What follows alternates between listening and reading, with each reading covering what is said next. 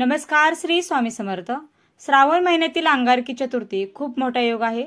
ज्यांना ज्यांना उद्यापासून 21 चतुर्थीचं व्रत सुरू करायचं आहे ते कसं करावं, नियम काय आहेत, उपास करण्याची पद्धत काय, काय खावं काय खाऊ नये, अगदी संपूर्ण माहिती सांगणारा व्हिडिओ आपल्या चॅनलवरती अपलोड झालेला आहे. तो तुम्ही बघू शकता आणि तुमची जी कोणती इच्छा असेल त्यासाठी तुम्ही हे 21 चतुर्थीचं व्रत करू शकता. तब्बल 21 वर्षानंतर पहिल्यांदा श्रावण महिन्यामध्ये अंगारकी योग हा निर्माण झालेला आहे. त्यामुळे या दिवसाला विशेष महत्त्व दिलं जातं.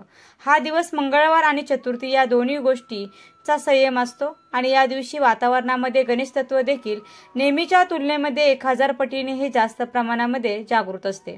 बघा, तुमच्या आयुष्यामध्ये अशी एखादी गोष्ट आहे की त्यासाठी तुम्ही खूप प्रयत्न केले, खूप उपाय केले, ज्योतिषशास्त्रीय सगळे तोडगे करून बघितले, सगळं करून बघितलं, पण काही रिझल्ट वगैरे मिळाला नाही. तर हे 21 चतुर्थीचं व्रत तुम्ही उद्यापासून नक्की करा. तुमची जी कोणती इच्छा असेल ती 21 चतुर्थीच्या आत 100% पूर्ण होईल आणि प्रत्येक आठवड्याला किंवा सारखं सारखं हे व्रत करण्याची देखील गरज नाही. महिन्यातून एकच वेळा फक्त संकष्टी चतुर्थीला हे जे व्रत आहे ते आपल्याला करायचं आहे. महिन्याला तशा 2 चतुर्थी येतात. एक असते विनायकी चतुर्थी आणि दुसरी असते संकष्टी चतुर्थी. तर संकष्ट चतुर्थीलाच हे जे व्रत आहे ते आपल्याला करायचं असतं. महिला असतील, पुरुष असतील, मुलं असतील, मुली असतील, अगदी प्रत्येक जण आपली मनोकामना इच्छा पूर्ण होण्यासाठी हे व्रत करू शकतात. आणि बऱ्याच जणांचा तर हाही असतं की ताई स्वतःचं घर होत नाही, स्वतःचं घर होण्यासाठी खूप अडचणी येतात. तर त्यासाठी तुम्ही हे व्रत आवर्जून करा. तुम्हाला खूप चांगला अनुभव येईल आणि बऱ्याच वेळेला तर अगदी काही चतुर्थी झाल्यानंतर किंवा 21 चतुर्थीच्या आत तुमच्या स्वतःचं घराचे योग देखील आहेत ते तयार होतील आणि तुमचं स्वतःचं घर सुद्धा होईल. तर उद्याची जी अंगारकी चतुर्थी आहे, तसेच ज्यांना व्रत करायला जमणार नाही त्यांनी फक्त एक अंगारकी चतुर्थी धरली तरी संपूर्ण संकष्टी चतुर्थीचं पुण्यफळ हे मिळतं.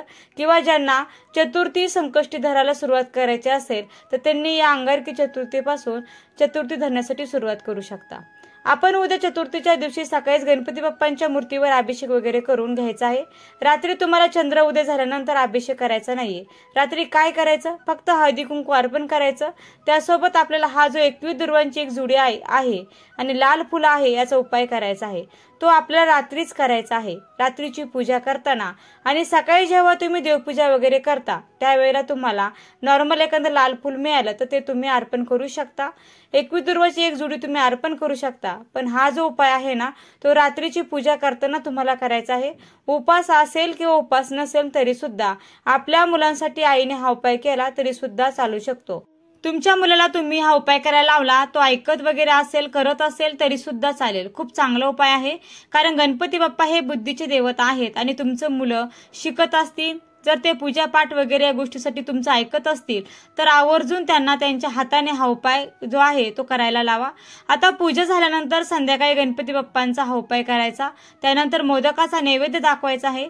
त्यानंतर तुमच्या बाल्कनीतून, गच्चीवरून किंवा अंगणातून तुम्हाला चंद्राची पूजा करायची आहे आणि त्यानंतर गणपतीची आरती करायची आहे आणि मग तुम्हाला तुमचा चतुर्थीचा उपवास जो आहे तो सोडायचा आहे. आता तुम्हाला जर उपवास नसेल तर रात्री फक्त काय करायचं, चंद्र उदय जो टायमिंग असेल त्यावेळेला आपण गणपती बाप्पांना हळदी कुंकू अर्पण करायचं. तुम्हाला जर हवा असेल तर तुम्ही चंद्राची पूजा करू शकता किंवा नाही केली तरी सुद्धा चालेल. आणि त्यानंतर 21 दुर्वांची एक जुडी जी आहे ती तुम्हाला तुमच्या उजव्या हातामध्ये घ्यायची आहे. तुमचा मुलगा जर हा उपाय करत असेल तर त्याच्या उजव्या हातामध्ये ही 21 दुर्वाची जुडी जी आहे ती आणि एक लाल फूल द्यायचं आहे जास्वंदाचं. ते फूल असेल तर अतिशय उत्तम आणि 21 दुर्वाची जुडी आहे. पण जास्वंदाचं फूल नाहीये तरी सुद्धा चालेल, काही हरकत नाही. दोन्ही मिळालं तर अतिशय उत्तम. आता मी स्वतः बघितलेलं आहे बघा की बरेच जण काय करतात की दुर्वा म्हणजे सरळ सरळ ते जी हरळे असते ती अशीच तोडतात मुळासहित आणि त्याच्या फक्त खालच्या मुळ्या काढतात आणि ती जोडून या दुर्वा आहेत असं म्हणतात. तर वरचे जे 3 पानं असतात तेच आपल्याला ठेवायचे आहेत.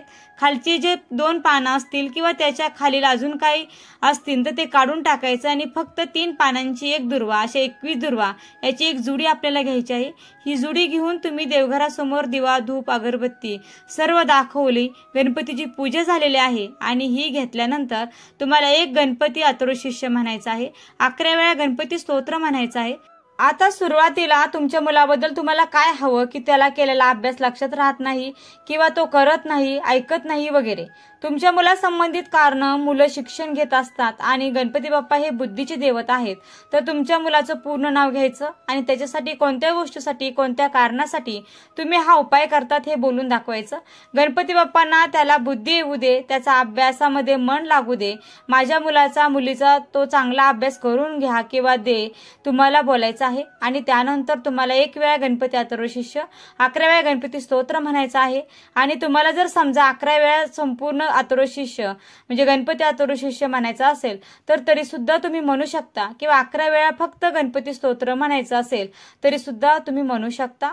मराठी गणपती स्तोत्र म्हणू शकता, संस्कृत मधील गणपती स्तोत्र म्हणू शकता. हे म्हटल्यानंतर तुम्हाला तुमच्या मुलांना बोलावून, भलेही सेवा तुम्ही केली आहे, अथर्वशीर्ष आणि गणपती स्तोत्र जरी तुम्ही म्हटलं तरी सुद्धा त्यानंतर तुम्हाला तुमच्या मुलाला बोलवायचं आहे. ह्या ज्या दुर्वा आहेत, ते फूल आहे ते त्या मुलाच्या हातामध्ये द्यायचं आहे.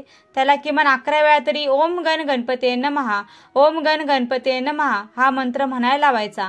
आणि आपल्या देवघरातील जे गणपती बाप्पा आहेत ते त्यांच्या समोर किंवा त्या मूर्तीवर तुम्हाला हे लाल फूल आणि दुर्वाची जुडी जी आहे ती मुलाच्या हाताने अर्पण करायची आहे.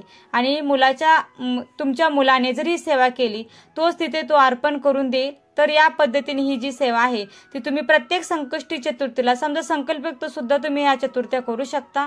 किंवा पुढचा श्रावण येईपर्यंत 12 चतुर्थी जर तुम्ही तुमच्या मुलाच्या हाताने अर्पण केलं तरी सुद्धा खूप चांगला उपाय आहे.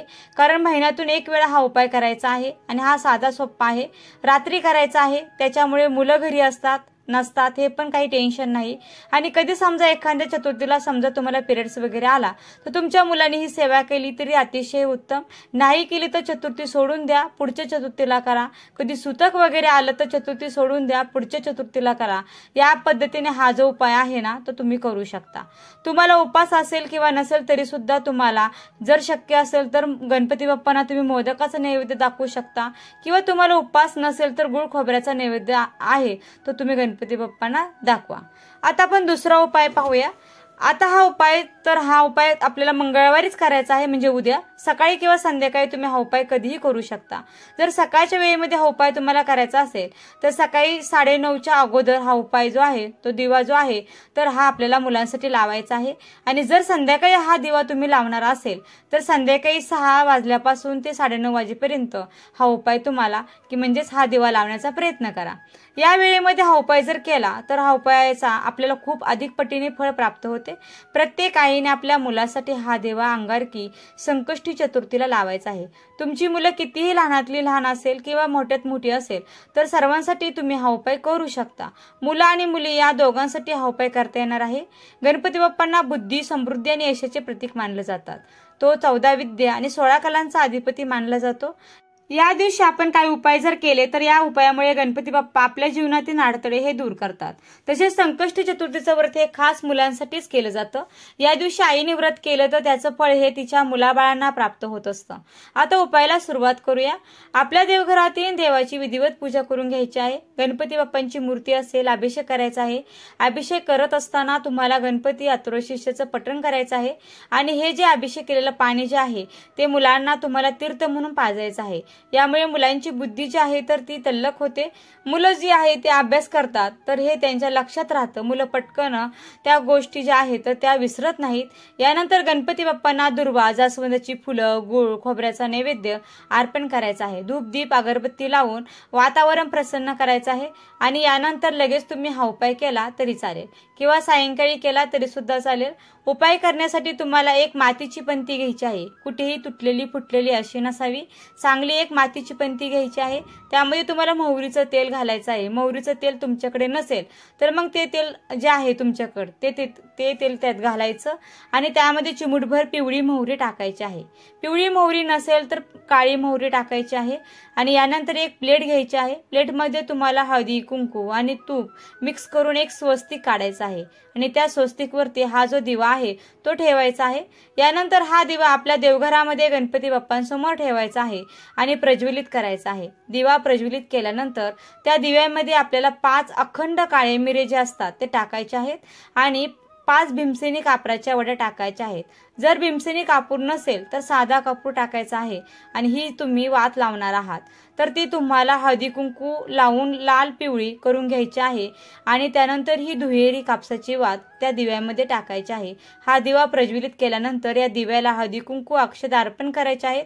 धूप दीप अगरबत्ती ओवाळून घ्यायची आहे आणि यानंतर तिथेच बसून तुम्हाला 11 वेळा गणपती अथर्वशीर्ष पठण करायचं आहे आणि 1 वेळा गणेश स्तोत्राचं पठण करायचं आहे. जर तुम्हाला 11 वेळा गणपती अथर्वशीर्ष पठण करणे शक्य नसेल तर एकदा केलं तरीही चालेल आणि यानंतर ओम गण गणपती नमः या मंत्राचा तुम्हाला 16 वेळा जप करायचा आहे आणि दोन्ही हात जोडून मुलाची प्रगती होण्यासाठी मनोभावे प्रार्थना करायची आहे.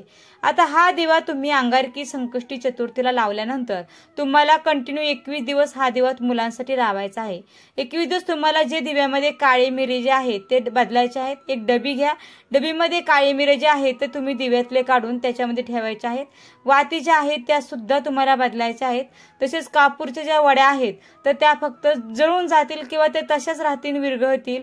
तर राहिल्या तर ठीक आहे, नाही राहिल्या तर तुम्ही बदला, नाहीतर बदलायची गरज नाही. फक्त दिवेची वात आणि जे काळी मिरी आहे ते तुम्हाला दररोज बदलायचं आहे. नवीन काळी मिरी आणि नवीन 2 वाती ज्या आहेत म्हणजे दुहेरी वात जी आहे तर ती लावून तुम्हाला हा दिवा आपल्या मुलांसाठी आपल्या देवघरामध्ये लावायचा आहे. आणि जी सेवा मी तुम्हाला सांगितली तर ती सेवा तुम्हाला सुद्धा करायची आहे. कंटिन्यू 21 दिवस हा उपाय करून झाल्यानंतर 22व्या दिवशी तुम्ही जे काळी मिरे साचवून ठेवलेले आहेत, ज्या वाती असणार आहेत तर त्या तुम्हाला एका भांड्यामध्ये घ्यायच्या आणि त्या सर्व तुम्हाला जाळून टाकायच्या आहेत आणि त्याचा धूर जो हा संपूर्ण घरामध्ये फिरवायचा आहे. फक्त एवढा हा उपाय तुम्ही अंगारकी संकष्टी चतुर्थीपासून आपल्या मुलांसाठी करून पहा. 100% याचं फळ जे आहे ते तुम्हाला प्राप्त होईल. मुलामध्ये तुम्हाला खूप चांगले बदल जे आहेत ते जाणवतील. आता तुम्ही हा उपाय सुरू केला, 2 दिवस पूर्ण झाले, 3ऱ्या दिवशी जर स्त्रियांना मासिक धर्म आला किंवा तुम्हाला बाहेरगावी जाण्यासाठी वेळ आली तर अशा वेळी तो उपाय तुम्हाला करता येणार नाही. हा उपाय तुम्ही तुमच्या स्वतःच्याच घरामध्ये करायचा आहे. त्यामुळे तुम्हाला काही अडचण आली 3-4 दिवस तर ते दिवस सोडून द्यायचे आणि पुन्हा हा उपाय जो आहे तो तुम्हाला कंटिन्यू करायचा आहे. म्हणजे 2 दिवस पूर्ण झाले, मग 3रा दिवस पकडून तुम्हाला 21 दिवस जी सेवा आहे ती तुम्हाला करायची आहे. खूप म्हणजे खूप प्रभावी सेवा आहे. ज्या पण घरामध्ये मुलांसाठी एक सेवा किंवा एक उपाय केला जाईल त्या घरातील मुलांची भरभरून प्रगती होईल. आता तुमच्या घरामध्ये 2 मुलं असतील, मग 2 मुलांसाठी तुम्हाला 2 दिवे लावायचे आहेत. एक मुलगा असेल तर एका मुलासाठी 1 दिवा लावायचा आहे. एक मुलगा एक मुलगी असेल तर तुम्हाला 2 दिवे लावायचे आहेत. आता तुमची मुलं जर बाहेरगावी शिकायला असेल तर घरी आई किंवा वडील सुद्धा आपल्या मुलांसाठी हा उपाय करू शकतात. हा माहितीपूर्ण व्हिडिओ कसा वाटला? व्हिडिओला लाईक, शेअर आणि चॅनलला सबस्क्राईब करायला विसरू नका. व्हिडिओ शेवटपर्यंत पाहिल्याबद्दल मनापासून खूप खूप आभारी आहे. धन्यवाद. श्री स्वामी समर्थ. जय जय स्वामी समर्थ. रामकृष्ण हरी.